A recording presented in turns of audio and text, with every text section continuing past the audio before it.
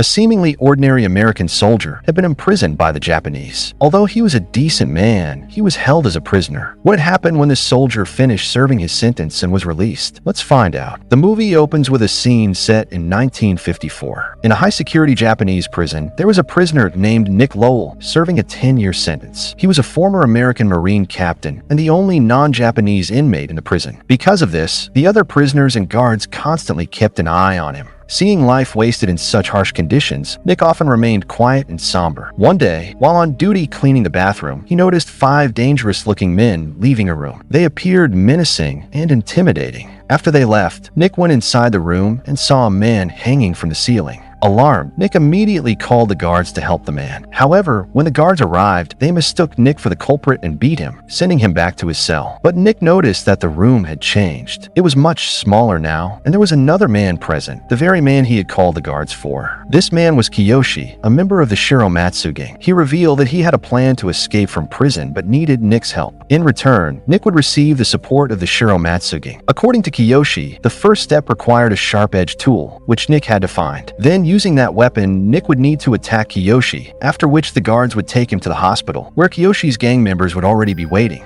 After a moment of hesitation, Nick finally agreed to help. The next day, all prisoners were taken out to work. Nick and Kiyoshi waited for the right moment. When the opportunity came, Nick put a stone in his pocket. Back in their cell, he began sharpening it, preparing it for Kiyoshi's attack. Kiyoshi reminded Nick that he must alert the guards in time after the attack so he could survive. Otherwise, the plan could go too far and Kiyoshi might die. Nick followed Kiyoshi's instructions exactly. After Kiyoshi was injured, Nick quickly created a distraction and called the guards. The plan worked perfectly, and both Nick and Kiyoshi succeeded. The following day, many prisoners began to notice Nick as he had helped Kiyoshi. Soon, he gained the support of the Shiromatsu gang. He no longer had to live strictly by prison rules, and gradually, his sentence was reduced. Before long, Nick was released from prison. Outside, a car was waiting for him. It belonged to Kiyoshi's brother, who had come to rescue him. They immediately drove him to the Shiromatsu gang headquarters, where several gang leaders were waiting. Upon meeting Nick, they first thanked him for helping Kiyoshi and then gave him his first mission, to negotiate a deal with an American businessman. Without hesitation, Nick accepted the task. That evening, the gang members gave Nick some money for his expenses. Instead of resting, Nick decided to roam around the city. After a while, he entered a bar where his eyes fell on a Japanese woman. He liked her personality and, trusting her, gave her a generous tip before moving on. The next morning, Kiyoshi took Nick to a metal factory for a deal, where they met an American businessman named Anthony. However, Anthony was not pleased to see Nick and began verbally attacking him. He made it clear that he would not follow any terms from the Shiromatsu gang because his dealings were also tied to their rival, the Seishu gang. Anthony arrogantly threatened that if Nick didn't make a good deal, the money would still go elsewhere. Nick, knowing that reasoning with Anthony was useless, picked up a typewriter and struck Anthony with it. He continued until Anthony understood Nick's intentions. Eventually, Anthony agreed to accept the terms set by the Shiromatsu gang. After completing the deal, Kiyoshi took Nick to a bar to celebrate his first victory. Everyone was enjoying themselves when suddenly some members of the Seishu gang arrived, making the atmosphere tense. The Seishu leader began taunting Nick, but Nick wasn't one to stay silent. He immediately picked up a bottle and smashed it over the leader's head. Both sides quickly drew guns, but the Seishu gang had fewer men. They decided to leave after issuing threats, allowing Nick and his companions to remain unharmed. Nick's boldness impressed his Shiromatsu colleagues and earned Kiyoshi's trust. Because of this, Kiyoshi offered him an apartment and the chance to officially join the Yakuza clan, which Nick accepted immediately. A few days later, Kiyoshi gave Nick his second assignment, confronting a bar owner who refused to follow the Shiromatsu gang's rules. Once again, Nick handled the situation with his signature decisive style, supported by Kiyoshi. Together, they expanded the gang's influence in the area. Later, Kiyoshi took Nick to a Shiromatsu nightclub, where Nick again noticed the same Japanese woman dancing. But Kiyoshi suddenly pulled her off the dance floor. Concern for her was evident in Kiyoshi's voice. Nick followed and soon learned that the woman was Kiyoshi's sister, Myo. Kiyoshi instructed Nick to escort her home safely. However, at her doorstep, Myo suddenly acted playfully, teasing Nick and inviting him inside. After a brief moment of hesitation, Nick went in. While talking, he noticed the Shiromatsu clan tattoo on Myo's back, symbolizing her ties to the underworld. The next day, Kiyoshi gave Nick another task, a weapons deal with an American soldier. This deal had to be completely secret, meaning Nick would handle it alone. The following day, when Nick arrived at the docks for the deal, he found an unknown corpse there. Before he could react, members of the Seishu gang appeared. They had come to ruin the deal and steal the money. Anticipating the threat, Nick hid $2 million under the car seat. The Seisha gang left empty-handed, but before leaving, 2 of their men aimed guns at Nick. At first, Nick complied, but when he sensed his life was in danger, he grabbed a gun from one of them and shot 2 of the gang members. Seeing this, the rest retreated. Everyone present knew that Nick's actions would have serious consequences, and indeed, news of the incident quickly reached the Shiromatsu gang leaders. They immediately called a meeting, which Nick and Kiyoshi attended, as the leaders suspected that someone from their own ranks might have leaked information about the deal. After this, Kiyoshi told the leader that he had kept the money completely safe and that there was nothing to worry about. But the leader, furious about the incident, lashed out at both Nick and Kiyoshi because 2 Yakuza men had been killed because of it. As an apology, according to tradition, they had to cut off their fingers and present them to the leader of the other gang. Nick was the first to step forward. He cut off the tips of his pinky finger and his ring finger. Kiyoshi followed, cutting off his own pinky as well, since he had been with Nick during the incident. Later, while riding in the car with Nick,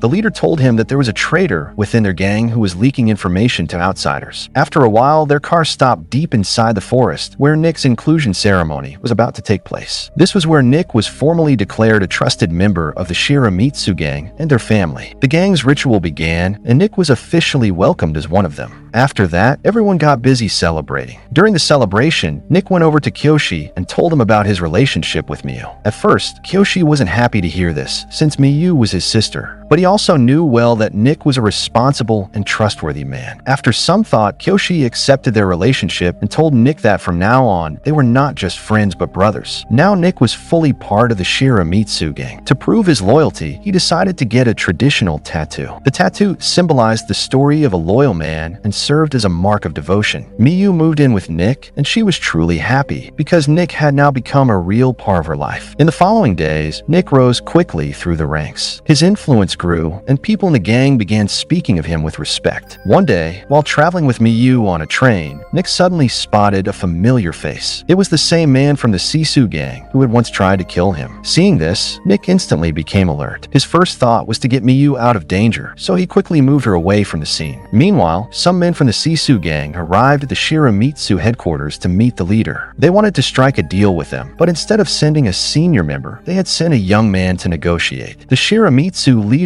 didn't like this at all. Another Sisu member, Orochi, tried to persuade the leader to agree to the deal, but the leader was offended by his words, took it as an insult, and canceled the deal entirely. That same night, Kiyoshi and Orochi were drinking together at a bar. Orochi was filled with rage at the leader for not listening to him. Kiyoshi could clearly see his growing anger and told him to calm down, but was already too late. Orochi stormed out of the bar in anger, where he ran into Miyu. It turned out that Orochi and Miyu had once been in love, and Orochi still had feelings for her. But Miyu rejected him outright. Furious, Orochi tried to force himself on her, but Miyu grabbed a pair of scissors and threatened him with them. She managed to escape. The next day, the Shiramitsu and Sisu gangs met once again, this time during a sumo match, an old traditional setting for such meetings. This time, the Sisu gang's chairman himself came to attend. But in reality, this wasn't about business at all. The Sisu gang wanted the Shiramitsu leader to retire and for the Shiramitsu to become just a branch under the Sisu gang. The moment this offer was made, the entire room heated up with tension. The Shiramitsu leader immediately refused, saying that agreeing would drag their name through the dirt. At that point, Nick stepped in and told the Sisu chairman, "The Shiramitsu have men of real courage inside them, not jackals like you." Later that evening, on his way home, Nick ran into an old acquaintance, Polly, a former comrade from his days in the American military, who was now on leave and visiting Japan. At first, Polly was happy to see him, but soon he revealed that he knew Nick had faked his death to avoid court-martial. He even threatened to report him. Sensing the danger, Nick quickly changed his demeanor and invited Polly over to his place for drinks. But once there, Nick seized the opportunity and got Polly out of his way permanently. After disposing of the body, he went to see Miyu. When Miyu opened the door, Nick saw the bruises on her face and immediately flew into a rage. He demanded to know who had laid a hand on her, but Miyu refused to say. Instead, she told him something that stunned him.